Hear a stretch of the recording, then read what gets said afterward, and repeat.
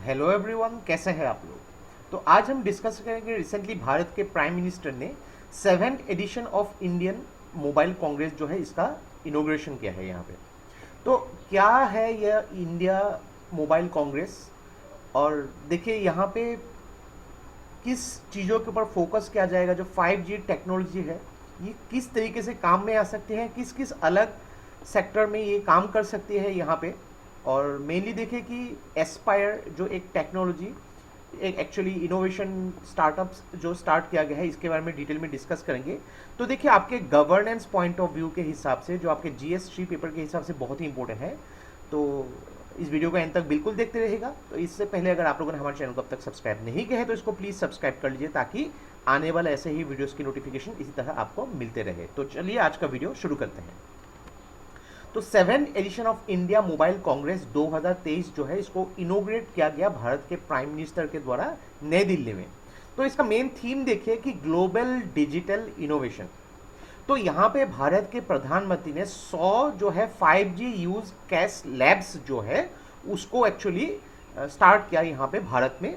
तो अलग अलग एजुकेशनल इंस्टीट्यूट्स में इसको स्टार्ट किए जाएंगे। तो देखिए यहाँ पे 5G मेन मकसद क्या है कि यहाँ पे इंडिया मोबाइल कांग्रेस का, कि 5G टेक्नोलॉजी के जो एप्लीकेशंस है उसको एनकरेज करना है यहाँ पे। और इंडिया की यहाँ पे अलग अलग नीड्स जो है ग्लोबल डिमांड के हिसाब से, कि किस तरीके से अभी इंटरनेट की स्पीड के हिसाब से इसकी यूज पूरे दुनिया में आ पड़ी है यहाँ पे। तो अलग अलग सेक्टर में, सपोज मान लीजिए कि एजुकेशन हो गया, यहाँ पे एग्रीकल्चर में हो गया, हेल्थ में हो गया, पावर में हो गया, ट्रांसपोर्टेशन में, हर जगह जो है ये बहुत ज़्यादा काम कर सकती है। तो थोड़ा सा अगर 5G टेक्नोलॉजी के बारे में भी जान लेते हैं तो ये देखिए कि गीगाबाइट पर सेकंड की यहाँ पे स्पीड आ सकती है। 3D वीडियो UHD स्क्रीन्स के लिए बहुत यूजफुल होगा यहाँ पे। जब भी यहाँ पे काम किया जाएगा, क्लाउड कंप्यूटिंग के बारे में आप लोगों ने डेफिनेटली पढ़ा होगा। ऑगमेंटेड रियलिटी, मेटावर्स आजकल बहुत ज़्यादा चर्चे में है यहाँ पे। इंडस्ट्री ऑटोमेशन में बहुत ज़्यादा हाई स्पीड इंटरनेट की ज़रूरत होती है। अलग अलग यहाँ पे क्रिटिकल एप्लीकेशन हेल्थ सर्विसेज में यूज़ होती है। यहाँ पे सेल्फ ड्राइविंग कार जो टेस्ला अभी फिलहाल ऐसा जो कॉन्सेप्ट के ऊपर काम कर रही है। नेक्स्ट अगर बात करेंगे स्मार्ट सिटी, तो ऐसे स्मार्ट सिटी में देखिए अलग अलग टेक्नोलॉजी होगी यहाँ पे। किस तरीके से अगर ट्रैफिक को कंट्रोल करना है, यहाँ पे स्मार्ट घर हो सकते हैं, जो हाउसेस होती है यहाँ पे, जो सेंसर्स जो है उसके हिसाब से जो है जो इलेक्ट्रिसिटी की भी सेव की जा सकती है वॉइस कमांड के थ्रू यहाँ पे। स्मार्ट होम बिल्डिंग, देन ये बहुत सारे कामों में जो है 5G टेक्नोलॉजी यूज़ किया जा सकता है। नेक्स्ट अगर बात करेंगे इंडिया मोबाइल कांग्रेस एक्चुअली में है क्या, तो इंडिया मोबाइल कांग्रेस 2023 में जो इसका 7th जो इनोग्रेशन किया गया था, तो ये बेसिकली क्या है, एक प्रोमिनेंट एनुअल इवेंट है जो शोकेस करती है जो latest advancement and innovation regarding mobile और डिजिटल टेक्नोलॉजी सेक्टर में, यानी कि पूरे दुनिया में किस तरीके से चेंजेस आ रही है डिजिटल टेक्नोलॉजी में।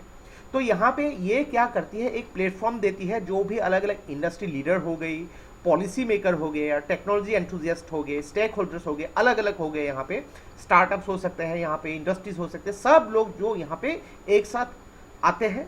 और यहाँ पे फ्यूचर और डिजिटल लैंडस्केप कैसा होनी चाहिए, क्योंकि इंडिया में किस तरीके से यहाँ पे इंफ्रास्ट्रक्चर बिल्डिंग की जरूरत है, यहाँ पे अलग अलग पॉलिसी मेकर क्या क्या यहाँ पे अलग अलग सेक्टर के लिए काम कर सकते हैं, जो भी इंडस्ट्रिस्ट है यहाँ पे किस तरीके से और भी यहाँ पे इन्वेस्टमेंट कर सकते हैं, स्टेक होल्डर्स यहाँ पे स्टार्टअप्स आ सकते हैं, इनोवेटर्स आ सकते हैं, यहाँ पे किस तरीके से यहाँ पे काम किया जा सकता है, इसके ऊपर काफ़ी बात होती है। तो अगर देखा जाए भारत पिछले कुछ सालों में जो टेलीकॉम सेक्टर में काफ़ी ज़्यादा काम कर रही है। अगर बात करेंगे आत्मनिर्भर भारत अभियान, तो यहाँ पे भी टेलीकॉम सेक्टर में ऊपर काम की गई थी। 5G टेक्नोलॉजी को कैसे और भी रोल आउट करनी है, और मेनली देखें कि 6G टेक्नोलॉजी जो कुछ ही टाइम में आ सकती है, तो उसके लिए एक रोड मैप भी बनाना होगा।